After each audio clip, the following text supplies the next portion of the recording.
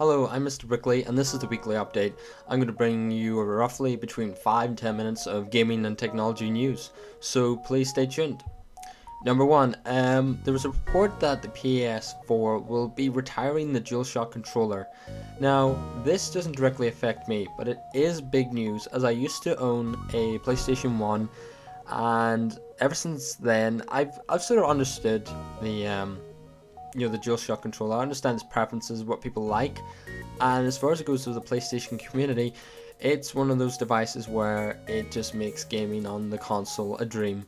People love it, it's easy to use, and it's just been a success story. With a lot of consoles, controllers are a big thing as they will be the main interface with the console, so if they don't get it right, they screw things up. And as far as Sony has went, ever since the beginning, I mean, when you look at that controller, it hasn't really changed much since PlayStation 1, and why should it? It's a great design, it works, and if it's not broken, why try and fix it, or why try and change it? And like, they change it, they make it one, it looks more like an Xbox controller, and again, the Xbox has its problems, people like it, people don't, and it's just like anything, you try to change things up a bit, you're going to have negative and positive reviews. As far as it goes with Sony, they're not making a lot of success stories. Let's face it, the PS Vita was a flop. It's had about a year on the market, and it really hasn't taken off. It's made sales. It's not a complete failure, but as far as it comes to returns, that device just isn't doing it. Now, Sony are a big company, and they can afford to have technology that isn't going to be the best, but when they haven't made a profit since 2007, they don't want to be making any more mistakes. And I'm not saying that people won't buy the PS4 because the controller doesn't have a DualShock, but it's going to make things a little bit, annoying if people really do stick to their guns. And again, I like to point out the fact that if it's not broken, why fix it? So what do you think? If you think they should keep it, please comment below. If you think they shouldn't, again, comment below and see what you think. It's quite interesting to see people, say what people do, but as far as I've seen, people are not happy with the decision. My next piece of news is HMV. Now, this isn't directly technology, gaming, but it is a reseller and one of the big ones, and they're going into, well, administration. If you have a voucher from Christmas, you can't use it. That's like straight up there, you can't use it. That voucher that you got, may it be 5, 10, £100, whatever that is, it's useless to you now. Now, I believe if you go in the online store and redeem your voucher now, you can actually still get products sent to your house. But if you go in store, they will not accept it, simply because they can't afford. They don't have the money. And even though, yes, at one stage, whoever gave you that paid the money for it, the profit, they can't afford to give out they can't afford for vouchers to give out free products because that store may not be able to afford it, whereas when it was bought in the original store they could if it made good sales. But as far as I can see, HMV are not doing very well, and like a lot of companies, they're going. This recession has not been good, no recession ever is, but especially it's hit home a lot of companies like AIM and HMV and stuff like that. I would hate to see them go, but at the same time, I don't exactly see what they were doing in the first place. They were selling CDs and movies, and as you know, online downloading from iTunes, Amazon, Spotify, subscription based, it's cheaper, so people aren't going to buy CDs. So as far as it goes with the game reseller, of course, people are always going to buy console games. They can't get them anywhere else. But they're obscene prices. HMV, if they were going to stay, they need to really, re-evaluate their company. Really, look at the products, see what's selling, and try and get more sales. But as far as I can see, there's more stores, and there's also online shopping, which is better. And the conventional shop will no longer be on the high street. I see it transitioning to online shopping, because that's where people do most of their sort of extra shopping. There'll always be a demand for groceries. Of course, you can't buy them online, but as far as it goes for buying products, games, stuff like that, clothes, I can see more of it going online.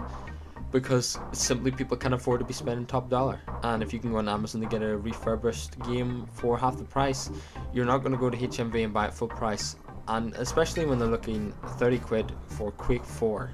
I mean, come on guys, that came out when the Xbox 360 originally came out. You can't be charging that, that's ridiculous.